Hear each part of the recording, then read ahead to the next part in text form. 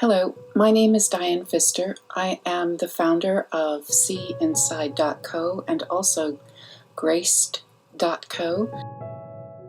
I'm going to talk to you today about the premise behind the work called Body Code, Emotion Code. This work is about discovering the power that's within your body.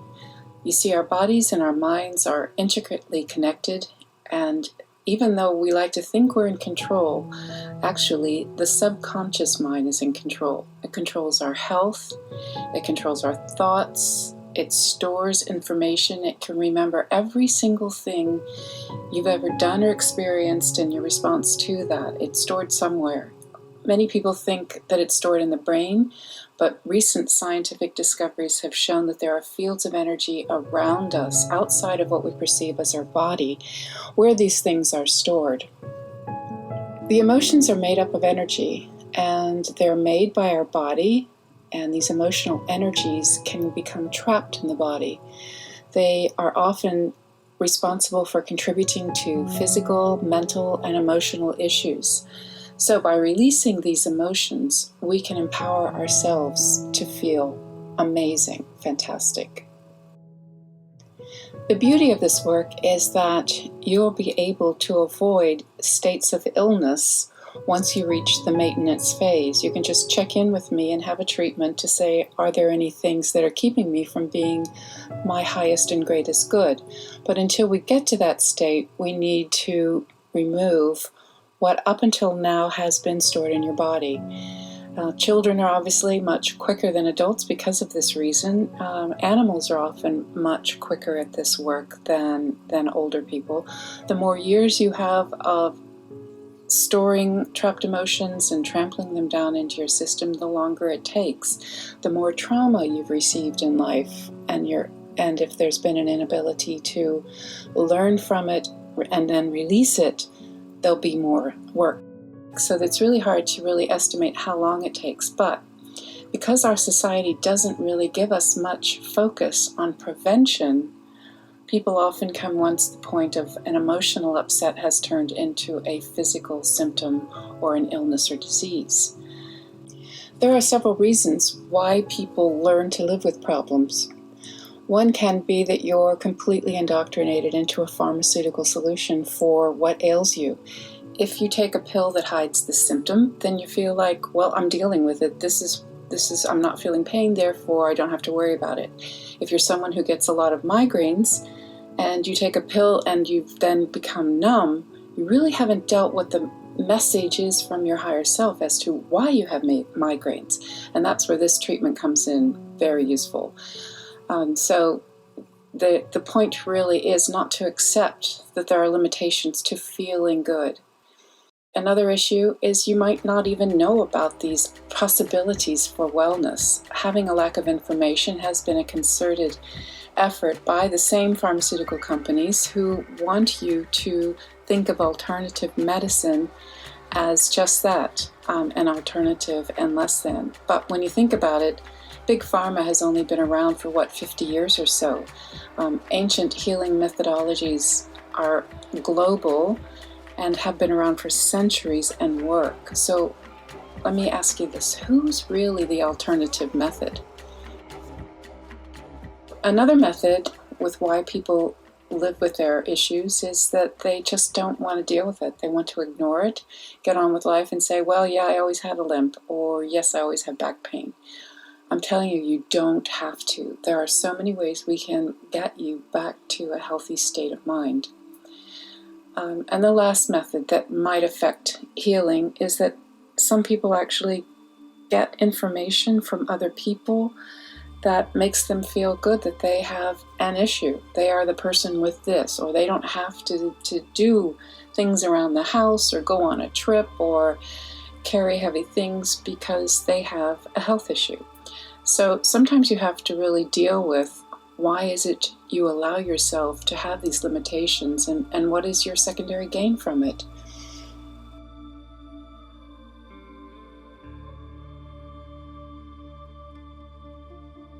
Energy. One, you are pure energy. Just like everything around you, every desk, table, this computer, everything breaks down into molecules which are vibrating energy. Emotions are also pure energy. They're a spin-off from how you feel, and they create these balls of energy that can be the size of a lemon, or that can be as big as a grapefruit, or even a cantaloupe, that get stuck in your body and block light. And these trapped energies become an imbalance that creates your issues. You either don't feel well, you have depression, you're physically ill. All these things can happen because of trapped energy. How I'd like to explain it to you is, imagine that a human body is like one of those old-time lanterns. Glass cover is your body, and you have light from the center of your body that shines. You see these old pictures that you have of say, like Jesus or Buddha and all that, they have this light shining out from them. Well, imagine you get that glass dirty. There's a mar on it. There's a sticky substance on it. Those are blocks. What does that do to the light that's shining from the inside? I'm sure you can realize that that's going to block that light. You're not going to be as bright. You're not going to be glowing with full of health. Our language reflects these things. Like you think of a woman who gets pregnant glows with a certain light. A bride glows with light. These are positive, strong emotions that are coming out from the center of the body. And then we have this process of taking away those blocks, that marring dirt that's on the glass. And in that way, you return to a state of brightness and health. So let's go back to that light, that energy that was glowing out of you. Cultures all around the world have noticed this and have given it many different names. You've heard of the word prana, pranic energy, chi, ki. All these are various cultures' terms for that energy. And just like you can perceive your body as being a physical kind of energy, there is invisible energy in these forms, just like emotions are in an invisible energy. Radio waves on your computer or your phone is bouncing around you, but you don't see it, but you perceive the effect of it. You don't perceive it. And emotions are the same way. When you think about the life cycle of an emotion, it's no different than the life cycle of an animal. As a response to an event, an experience, a reaction. And if you know how to just process it, you can just let it go. And it has taught you a lesson, you learn the lesson, and you let the emotion go. Unfortunately, we all have lifetimes of having had these emotions stored in our body. We didn't deal with them. We held a grudge. We had anger that returned.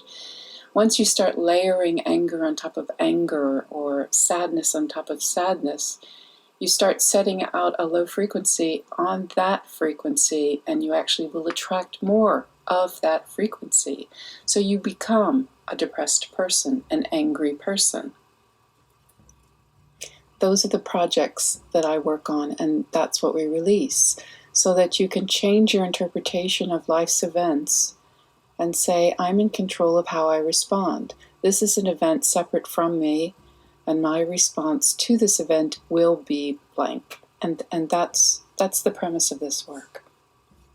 For those emotions that actually become trapped emotions, that means they get pushed down into wherever you are weakest at your point in life. Like, say, for example, you lose your job, you feel depressed and sad and angry at the same time, and as you're leaving your office for the last time, you sprain your ankle. Well, all those emotions, if you don't release them and say, okay, I accept this is my state, I'm going to learn from this process so it doesn't happen again. Anyway, if you don't learn the lessons, those emotions will go into your ankle, because that's the weakest spot at that point in time. And then you start having issues with ankles. You start falling down all the time, and you just can't figure out what it is. You can even go out and get a job the very next day and feel happy and make twice as much money, and you're thinking, this is fantastic, but I still have this sprained ankle problem. That's because those emotions are trapped. You can get an x-ray, you can go to a doctor, they can tell you there's nothing wrong because it doesn't show up, because this trapped energy is invisible. You then have to have a treatment. You get these emotions pulled out, and most likely, instantly, your ankle is fine. I'm just going to rattle off some of them now, and you can see if this applies to you maybe. Vision problems, sleep problems, skin problems, sinus problems, respiratory issues, reproduction issues, sexual misfunctions, weight issues, joint problems, immunity problems, discomfort in your neck, your back, your nervous system, issues with any organ or gland, digestive issues, dizziness, ear issues, fatigue, head discomfort, heart problems, hormonal issues, chest problems, brain fog, blood pressure issues, blood sugar issues, abnormal cell growth. I mean, the list goes on and on and on. It really is worth considering what you have and having a treatment about it, instead of taking pills to treat it. In addition to physical problems, they can also cause mental and emotional issues. Trust, or not being able to connect or have relationships with yourself or with others. You can be stuck in the past, constantly replaying old experiences and what I should have done, what I didn't do. It can apply to stress, social fears, self-sabotage, self-harm, any phobias, panic attacks, nightmares, insomnia, negativity as an attitude, mood swings. You could have learning disabilities, loneliness, low self-esteem, memory trouble. You can also treat any feelings of sadness or disconnect, eating disorders, anxiety, anxiousness, anger, or an addiction.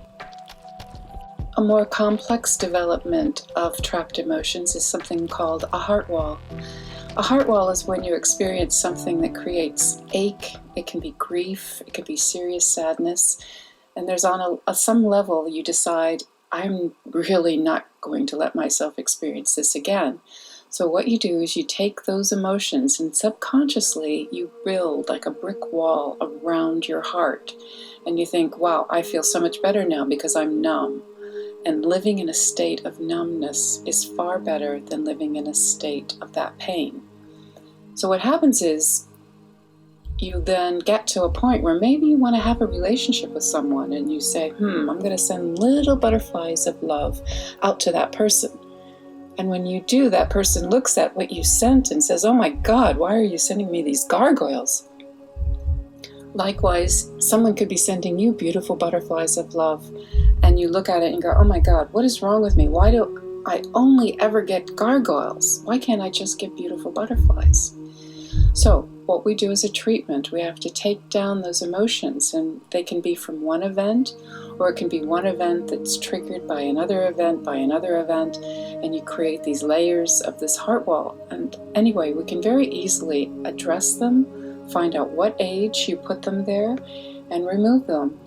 And you might find afterwards that you feel more vulnerable, more tender, but yet also more able to care, more able to love.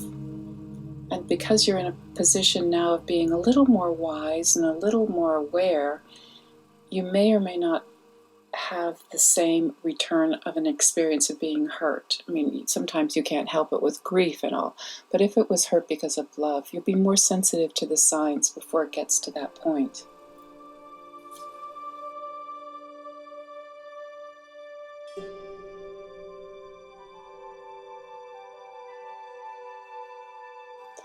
Regardless of what comes up in your treatment, whether it's emotion code or body code, and I always ask for what is the highest priority, so I'm bouncing back and forth between the two various modalities, but it can help you if you want to process your feelings better, you want to let go of the past and move into a more calm and peaceful and healthy present, and you want to remove the underlying causes creating your illness.